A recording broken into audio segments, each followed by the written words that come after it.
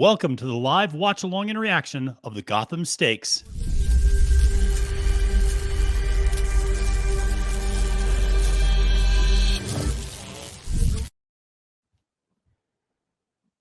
Salutations, horse racing fans. We are here live for the Gotham Stakes reaction, joined by my good friend Colin Sheehan. Colin, what are you expecting and looking for from this Gotham Stakes?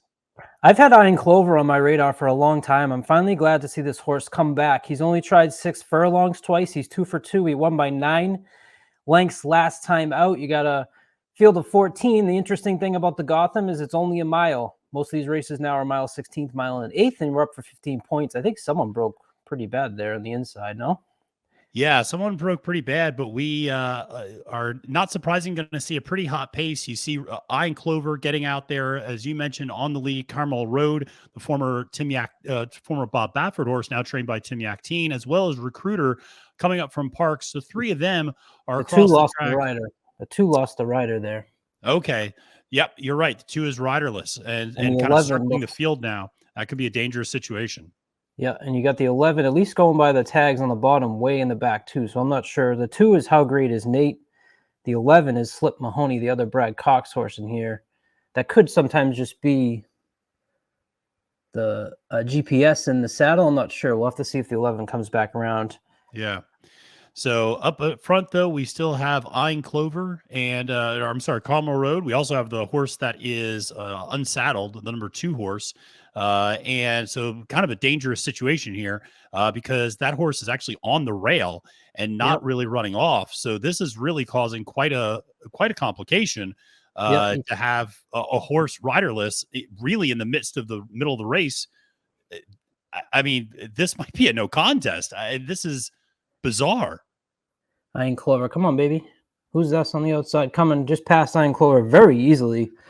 I think that's the 12 Rays Can, is it? Might be. It is the 12. Yes, the 12 actually takes it. And in second place, looks like Slip Mahoney gets up there for second, the 11.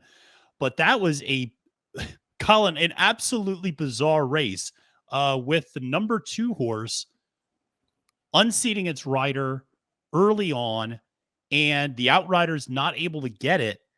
And ultimately, the number 12 horse ends up winning, who's a huge long shot, if I'm not mistaken, correct?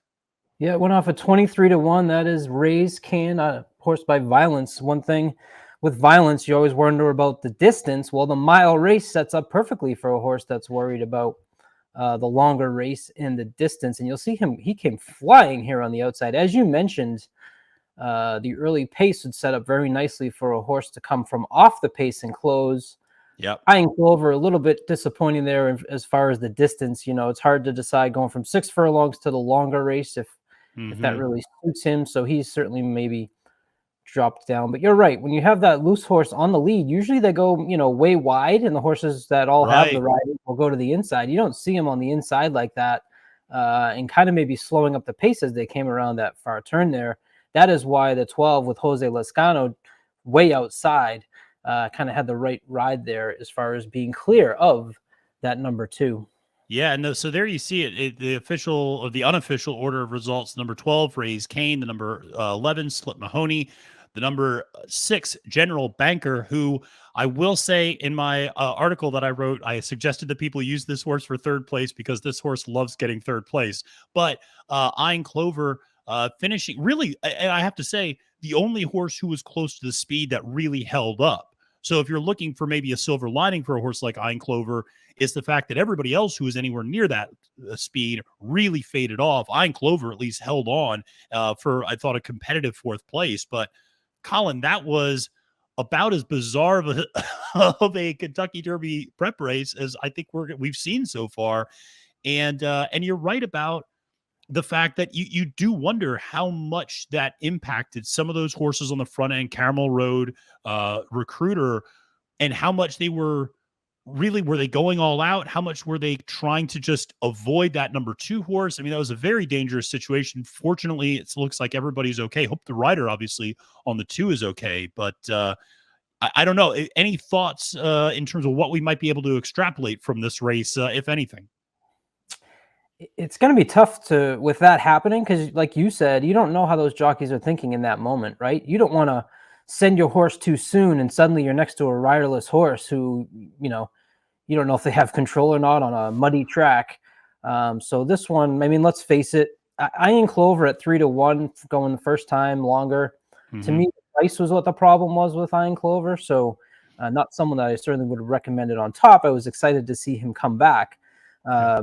General Banker, the horse has now raced 11 times. So he's the one that you certainly have the best feel for how he's going to run. And he runs well over those off tracks because he runs an Aqueduct. So that's what you're going to get in New York is the off track. It is this time of year. You're going to get that. And, obviously we'll see, you mentioned it's a 1-turn mile, how much we can extrapolate from this. Some of these horses are just more traditional 1-turn mile horses. We'll obviously see the big test will be the Wood Memorial next time up at the New York circuit. And obviously Brad Cox's horse Hit Show is going to be up there. So that's going to be a big test for some of these other horses that we saw today. But for Colin Sheehan, my name is Matthew DeSantis, signing off from this very crazy Gotham Stakes live reaction preview. Make sure to subscribe to Trust the Profits for all of our other great content, and we will be back with more live reactions for the remainder of the Kentucky Derby prep season.